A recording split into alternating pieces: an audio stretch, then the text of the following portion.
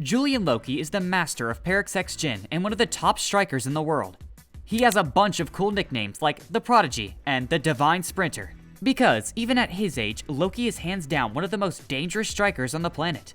But hold on tight, because starting with PXG's master, we're about to introduce you to every member of the team within just a few minutes. Loki was introduced as a 17-year-old striker on the France national team. His biggest weapon is his monstrous speed. He moves so quickly that defenders often cannot react to his plays at all. Even Isagi, Hiyori, and the mad defender Raichi struggle to keep up with Loki's movements. Loki firmly believes that speed is the ultimate weapon in Blue Lock's high-stakes and competitive world. His abilities prove his point. Loki has a skill called God Warp, where he dashes past opponents so quickly that reacting becomes nearly impossible. His speed is so advanced that thinking and strategy become pointless. Loki is not just an offensive force though. He also uses his superhuman speed to defend, like kicking the ball away from the goal to stop the opposing team from scoring. As PXG's master, Loki is not as focused on being a mentor compared to someone like Snuffy.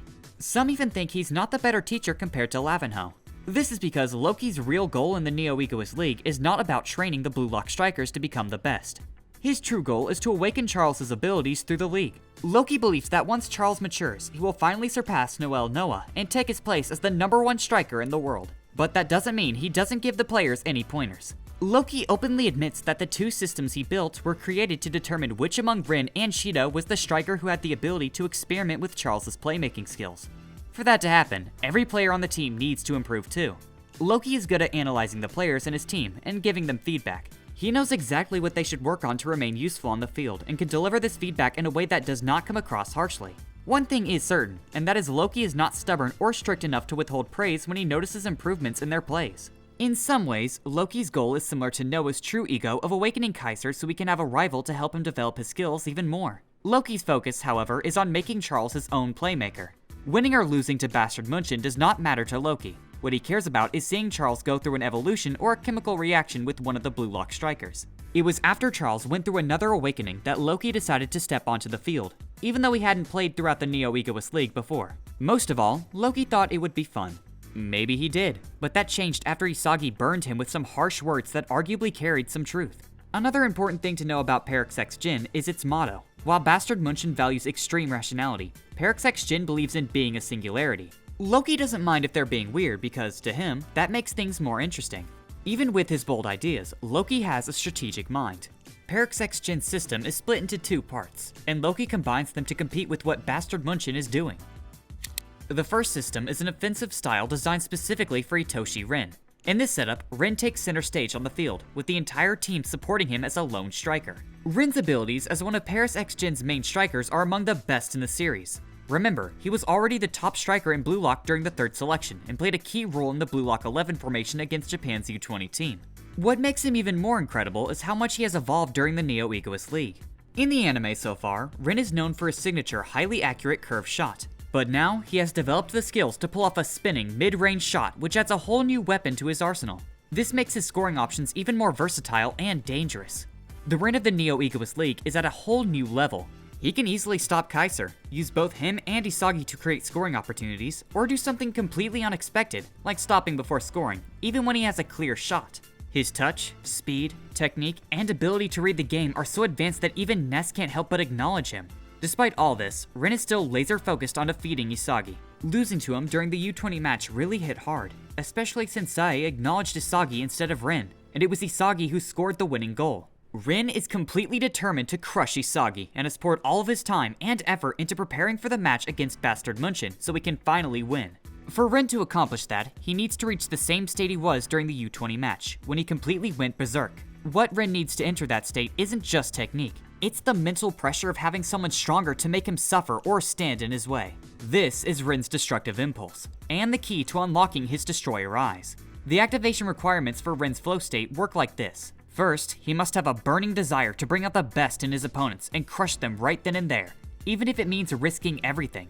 This ties back to his childhood, where Rin admired an anime villain who kept fighting the hero, no matter how badly injured he was. In Rin's words, he wants to fight someone incredible, destroy them, and then die. During the Neo-Egoist League, Kaiser and especially Isagi have taken the place of his brother Sai as the opponents Rin wants to destroy. When Rin enters his Destroyer mode, he has this incredible ability to push his teammates, even Charles, to give everything they have. Rin wants them to offer every ounce of effort, even their lives, to fuel his evolution. The reason Rin doesn't go for the goal, even when he has the chance, is that he doesn't think it's enough to surpass the shadow of his brother. Rin is constantly searching for shots that, as Saya would call them, are not lukewarm. For Rin, defeating Saya's Phantom was once his driving force, but over time, that Phantom has been replaced by Isagi.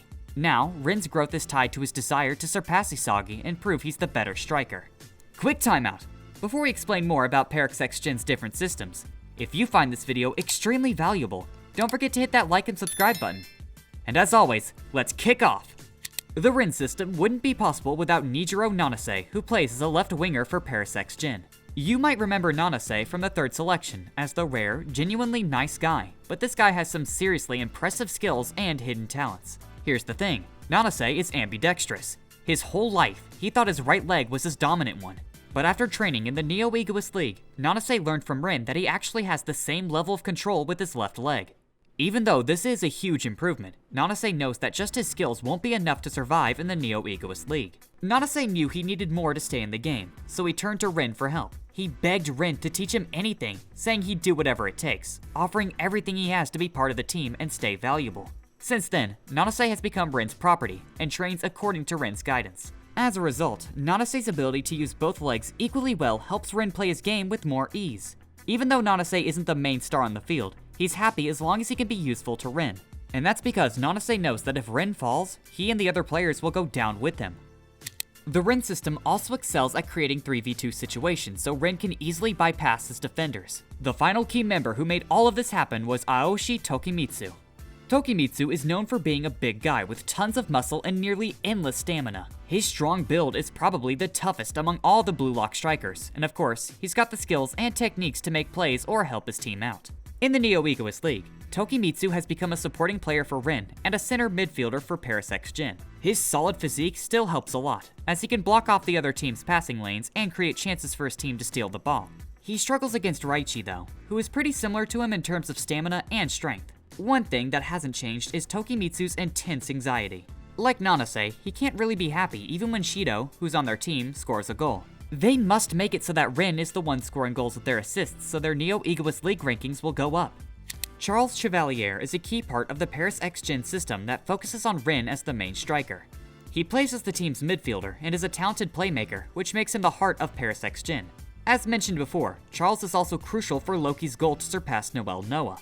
Charles's passing skills are some of the best in the series. He has the guts and ability to make highly accurate passes that give his teammates more chances to score, and he understands how to link up with unpredictable strikers by reading their physique, stats, and playstyle. In fact, Charles is the main reason PXG can switch between two different playstyles and still win their matches. However, Charles's abilities are a bit unbalanced. While he has a prodigy-level passing sense, his uncooperative, contrarian personality tends to hold him back. He's great at reading the field using metavision, and can use it to disrupt his opponent's plays or steal the ball. He's also capable of creating big plays. He can sense the spot where the ultimate goal-scoring play can happen, not just for his team, but for the opposing team as well.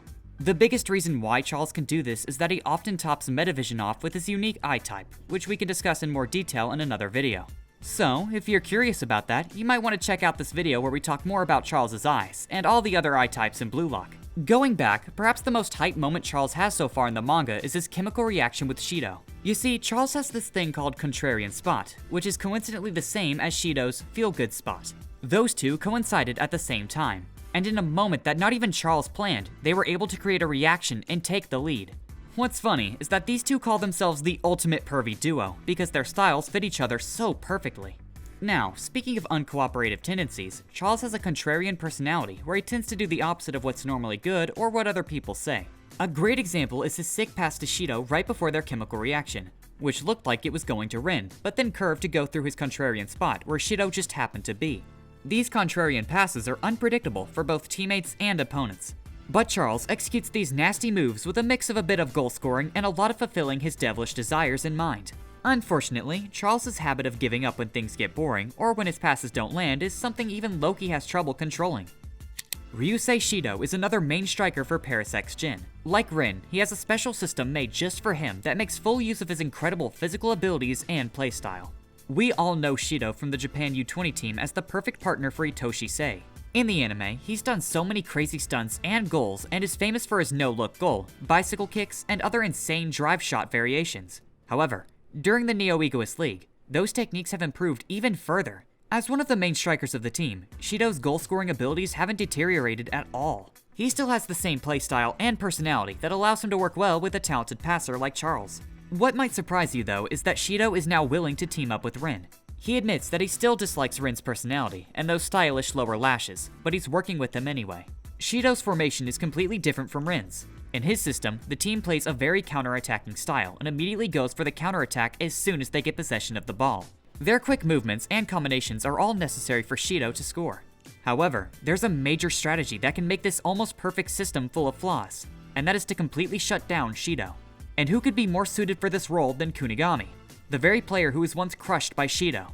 During the match between Bastard München and PXG, Kunigami's job is simple: stop Shido from moving freely and prevent him from working with Charles. This revenge matchup is one of the most exciting in the Neo-Egoist League and is something that anime fans are definitely looking forward to.